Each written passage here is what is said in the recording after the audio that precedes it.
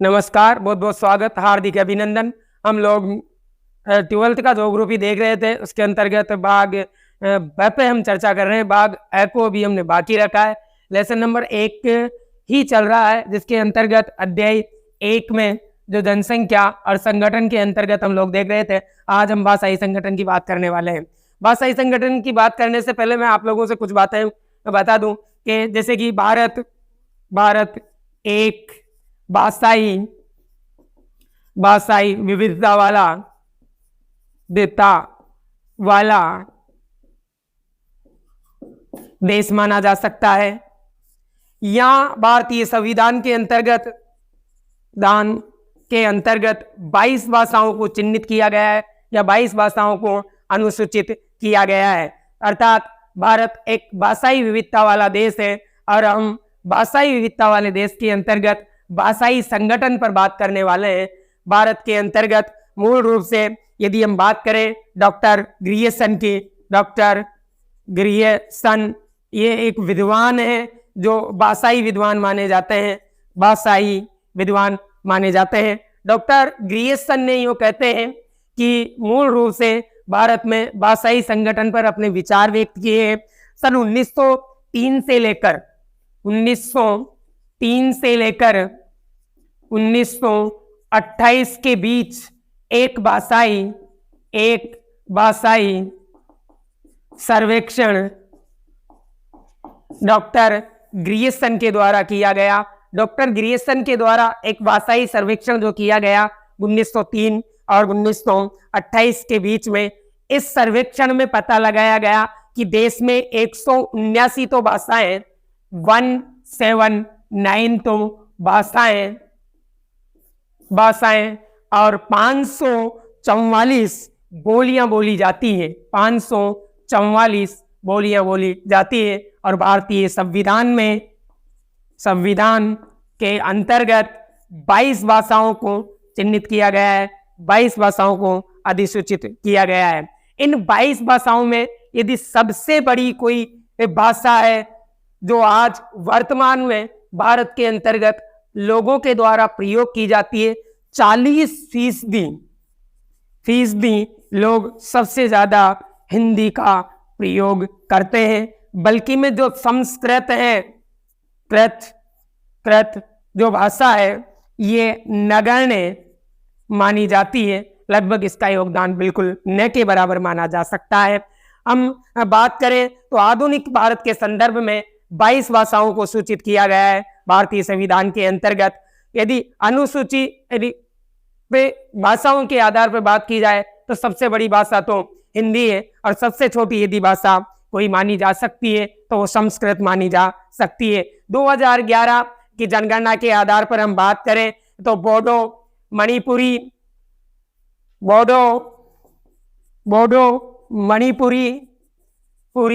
ये वो भाषाएं मानी जा सकती है जो मूल रूप से इनका योगदान सबसे कम माना जा सकता है। भारतीय संविधान के अंतर्गत यदि हम बात करें तो 22 भाषाएं अनुसूचित या सूचीबद्ध की गई है। प्रमुख भाषाओं को बोलने वाले यानी कि जो 22 भाषाएं या फिर अन्य रूप से ये 179 जो भाषाएं और 544 जो बोलियां हैं, यदि हम इनका वर्गीकरण करें तो भारत को 4 भाषा परिवारों में बांटा जा सकता है। 4 भाषा परिवार, अर्थात भारत में कितने भाषा परिवार हो सकते हैं? 4 भाषा परिवार माने जा सकते हैं। आप लोग स्क्रीनशॉट लीजिए इसका। अर्थात भारत में भाषा परिवार के आधार पर जो 22 भाषाएं हैं, उनमें डॉक्टर ग्रियर्सन के अनुसार जो विभाजन किया गया था उसमें बताया था कि 179 तो भाषाएं और 544 जो बोलियां बोली जाती है, इनको 4 भाषा परिवारों में बांटा जा सकता है। पहला जो भाषा परिवार है आष्ट्रिक, इसे निषाद भी कहा जाता है। आप लोग बुक्स को अपने सामने रखिए। आष्ट्रिक इसे निषाद भी कहा जाता है। भारत में 1.38%, भारत में नहीं, भारत के बाहर भी, संपूर्ण विश्व की बात कर रहे हैं हम लोग, तो आष्ट्रिक इसे निषाद भी कहा जाता है। 1.38% लोगों के द्वारा ये प्रयोग में लाई जाती है। आस्ट्रो एशियाई और आस्ट्रोनेशियन इसके उपभाषा परिवार माने जा सकते हैं। मेघालय, निकोबार द्वीप समूह, अंडमान निकोबार द्वीप समूह, वेस्ट बंगाल, पश्चिमी बंगाल, बिहार, उड़ीसा, उड़ीसा के पास में आंध्र प्रदेश, अर्थात उत्तरी पूर्वी भारत के राज्यों के अंतर्गत ये ऑस्ट्रिक निषाद भाषा परिवार का प्रभाव माना जा सकता है, जहां पर ऑस्ट्रो एशियाई और ऑस्ट्रोनेशियन इसके उप परिवार माने जा सकते हैं। 4 भाषा परिवारों में ये वो भाषा परिवार है जिसका योगदान 1.38% माना जा सकता है। आगे जो भाषा परिवार हम लोग देखेंगे, द्रविड़। द्रविड़ के बारे में आप लोगों को एक बात याद रखनी है कि इसका कोई उप परिवार नहीं है। ये तमिलनाडु, कर्नाटक, केरल, आंध्र प्रदेश, मध्य प्रदेश, उड़ीसा और महाराष्ट्र जैसे राज्यों के अंतर्गत और भारत के बाहर भी इसका द्रविड़ का प्रभाव देखा जा सकता है। ये इसकी संख्या 20% मानी जा सकती है। अगला जो परिवार होगा भाषा परिवार, वो चीनी तिब्बती है। वो कैसा है? चीनी तिब्बती, अर्थात वो भाषा परिवार चीनी तिब्बती माना जा सकता है। इसे किरात भी कहते हैं। ये वो भाषा परिवार है चीनी तिब्बती किरात, जो सबसे छोटा भाषा परिवार है। 0.85% लोगों के द्वारा प्रयोग में लाया जाता है। उपभाषा परिवार इसके भी 2 है, तिब्बती, म्यांमारी और सियामी चीनी।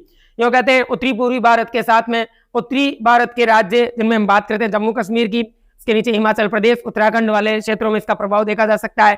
सिक्किम है, अरुणाचल प्रदेश है। उत्तरी पूर्वी भारत के मूल रूप से पूर्वी क्षेत्र के अंतर्गत भी इसका प्रभाव देखा जा सकता है। अगला जो चौथा भाषा परिवार होगा वो होगा भारतीय यूरोपीय।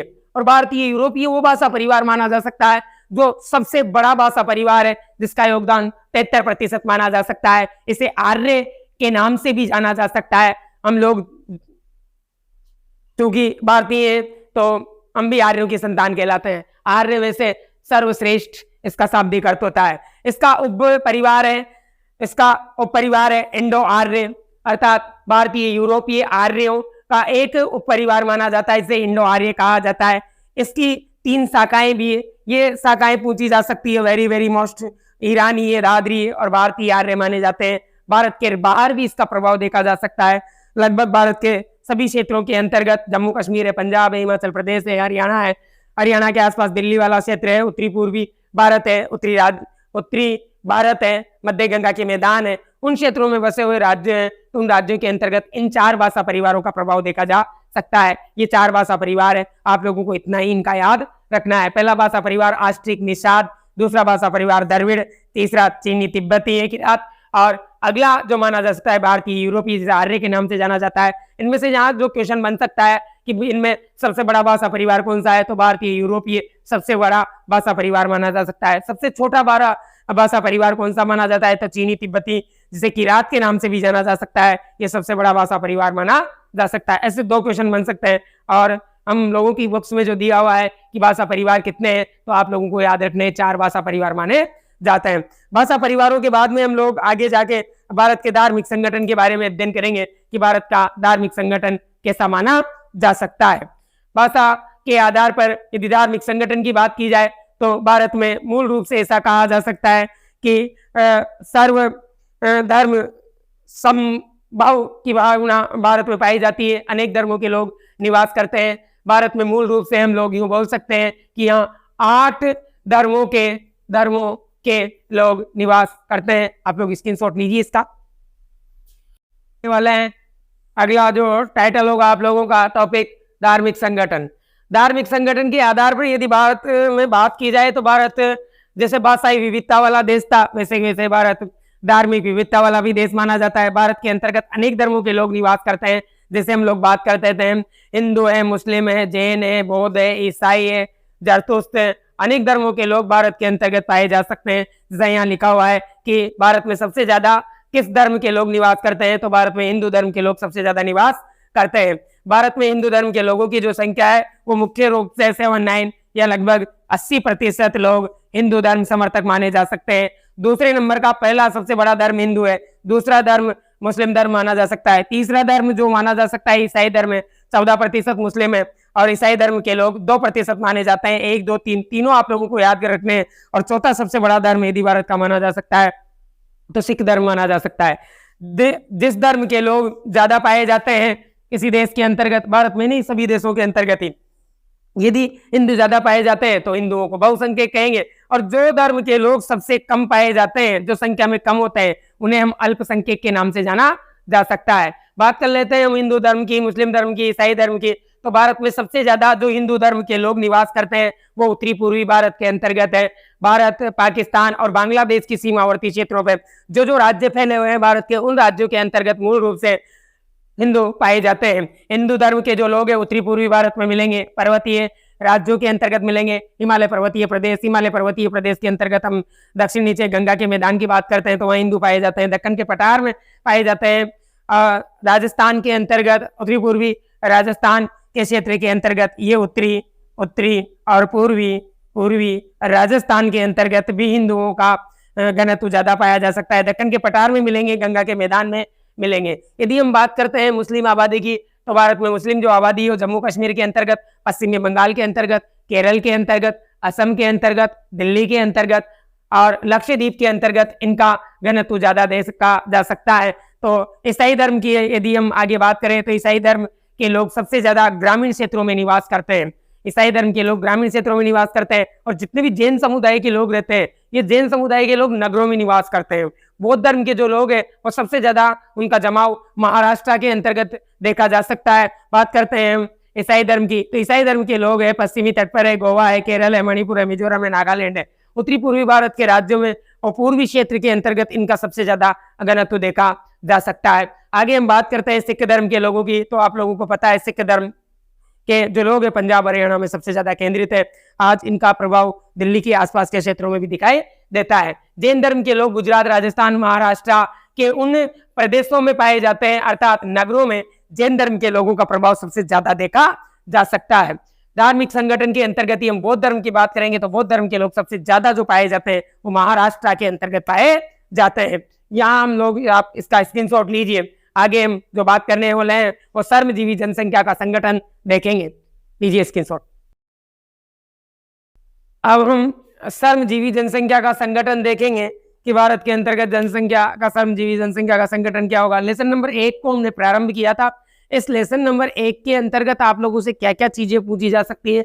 भारत की जनसंख्या, जहां से हम लोगों ने स्टार्ट किया था, भारत की जनसंख्या, फिर जनसंख्या के बाद में जनसंख्या का वितरण, जनसंख्या के वितरण के बाद में हम लोगों ने जनसंख्या का संगठन, उसमें देखा हमने जनसंख्या की वृद्धि दर देखी। वृद्धि दर के बाद में हम लोगों ने देखा नगरीय संगठन और ग्रामीण संगठन। ये जो कुछ चुनिंदा क्वेश्चन है यही आप लोगों के पेपर में पूछे जाएंगे और इनसे बाहर आप लोगों को पढ़ने की आवश्यकता नहीं है। पेपर में एक शब्द भी नहीं पूछा जाएगा कि श्रमजीवी जनसंख्या का जो संगठन का जो अध्ययन है ये किस आधार पर किया जा सकता है। उस आधार को एक ही शब्द में, एक पैराग्राफ पढ़ने के बाद में आप लोगों को यह शब्द याद रखना है, आर्थिक आधार। अर्थात श्रमजीवी जनसंख्या का जो संगठन है, ये श्रमजीवी जनसंख्या का संगठन आर्थिक स्तर के आधार पर 3 भागों में बांटा जा सकता है। पहला भाग है मुख्य श्रमिक, ये लीजिए। दूसरा भाग है सीमांत श्रमिक। तीसरा जो भाग है वो है अश्रमिक। अर्थात श्रमजीवी जनसंख्या का संगठन आर्थिक आधार पर 3 भागों में बांटा जा सकता है। पहला है मुख्य श्रमिक। अब मुख्य श्रमिक किसे कहेंगे, परिभाषा पूछेगा, मुख्य श्रमिक से क्या तात्पर्य है, तो आप लोगों को बताना है कि वह आदमी जो 1 वर्ष के अंतर्गत 183 दिन से ज्यादा काम करे या 6 महीने से ज्यादा काम करे तो उसे मुख्य श्रमिक कहते हैं। और यदि 183 दिन से कम काम करे या 6 महीने से कम काम करे तो उसे सीमांत श्रमिक के नाम से जाना जाता है। ये दूसरा वर्ग हो गया। तीसरा वर्ग है अश्रमिक। वह आदमी, दादाजी और आप लोग बच्चे लोग, जो किसी काम के नहीं है, किसी काम को नहीं करते हैं, आर्थिक आधार पर मतलब पैसा नहीं कमाते हैं, किसी काम के नहीं एजुकेशन प्राप्त करते हैं, अभी तो आप लोग शिक्षा ग्रहण कर रहे हो, तो आर्थिक आधार पर जो बंदा पैसा नहीं कमाता उसे अश्रमिक के अंतर्गत रखा जा सकता है। तो श्रमजीवी जनसंख्या का संगठन आर्थिक स्तर के आधार पर बोलो कितने भागों में बांटा जा सकता है, 3 भागों। पहला भाग है मुख्य श्रमिक, दूसरा है सीमांत श्रमिक, तीसरा है अश्रमिक। जो कोई काम नहीं करते हैं, आर्थिक आधार पर पैसा नहीं कमाते हैं, वो अश्रमिक है, अर्थात कोई कार्य नहीं करे। मुख्य श्रमिक जो 183 दिन से 183 दिनों से ज्यादा काम करे या 6 महीने से ज्यादा काम करे, मुख्य श्रमिक कहलाएगा। सर सीमांत श्रमिक क्या है? सीमांत श्रमिक है भैया जो 183 दिन से अधिक काम न करे या 6 महीने से ज्यादा काम नहीं करे, उसे सीमांत श्रमिक कहते हैं। 3 वर्ग है इनके। अब यूं कह सकते हैं कि मुख्य श्रमिक और सीमांत श्रमिक का प्रतिशत भारत में कितना है, तो वो है लगभग 40%, यानी कि 39.8%। और ये अश्रमिक कितने, कि ये 60%। अब बताओ भारत की इकोनॉमी डाउन होगी नहीं होगी? भारत इसीलिए विकासशील देश है क्योंकि यहाँ खाने वाले ज्यादा है और कमाने वाले लोग कम हैं। एक मेंबर घर में कमाता है और 10 बैठ के खाते हैं, इसीलिए भारत विकासशील है। आगे बात समझ। आगे यदि हम बात करें कि व्यवसायिक संवर्ग के आधार पर, व्यवसायिक संवर्ग के आधार पर जनसंख्या को कितने भागों में बांटा जा सकता है, तो 4 भागों में। 2011 की जनगणना के आधार पर, जैसा कि हम लोगों का टाइटल टॉपिक है, इस 2011 की जनसंख्या हम लोग पढ़ रहे हैं। कृषक, कृषि मजदूर, घरेलू औद्योगिक मजदूर और अन्य श्रमिक। कृषक, कृषि मजदूर, घरेलू औद्योगिक श्रमिक और अन्य श्रमिक। तो व्यवसायिक संवर्ग के आधार पर भारत की जनसंख्या को कितने भागों में बांटा जा सकता है, बोलो? 4 भागों में। आगे यदि हम बात कर ले कि कुल श्रमजीवी जनसंख्या का कृषक जनसंख्या प्रतिशत कितना हो सकता है, कि कृषक और कृषि मजदूर ये दोनों देखे जाएं तो भारत में इनकी संख्या 54.6% है। बोलो कितना प्रतिशत है? 54%। आगे बात करें घरेलू मजदूर कितने हो सकते हैं, तो घरेलू औद्योगिक जो मजदूर है 3.8% हो सकते हैं। बोलो कितने हो सकते हैं? 3.8%। और जो अन्य श्रमिक है वो भारत में 41% है। बोलो कितने प्रतिशत? 41.6%। अर्थात कृषक पता है किसान है, खेती करता है, उनके साथ जो मजदूर काम करते हैं वो भी कृषि मजदूर कहलाते हैं, जिनके पास भूमि अपनी स्वयं की नहीं होती, जो दूसरे के काम करने जाते हैं। ग्रामीण क्षेत्र में देखा होगा आप लोगों ने, खरपतवार करने के लिए महिलाओं को ले जाया जाता है। तो ये 54%।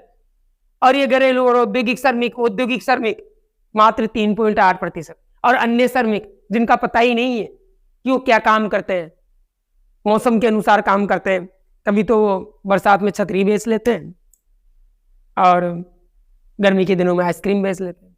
तो यूं कहते हैं कि अन्य जो श्रमिक है ये भी 41% है, इनका कोई परमानेंट रोजगार नहीं। ये इस प्रकार से हम लोगों का जो लेसन है, भारत में जो जनसंख्या, उसका वितरण, उसका घनत्व, उसकी वृद्धि, उसका संगठन, अर्थात जो हम लोगों का लेसन है, वो लेसन यहाँ आज हम उसे विराम देते हैं। अगला जो हम लोगों का लेसन होगा वो प्रवास होगा, और प्रवास के अंतर्गत हम लोग क्या क्या पढ़ेंगे वो उसी लेसन में बात करेंगे। जनसंख्या के वितरण, घनत्व, वृद्धि और संगठन। ये लेसन नंबर 1 आप लोगों का खत्म हो चुका है। आप लोग इसे 2 बार वीडियो को रोक रोक के आराम से सुनोगे, उसमें ही याद हो जाएगा। और जितना बोर्ड पे लिखा गया था पेपर में उतना ही पूछा जाता है। पूरी थ्योरी आप लोगों को पढ़ने की कोई आवश्यकता नहीं है। धन्यवाद।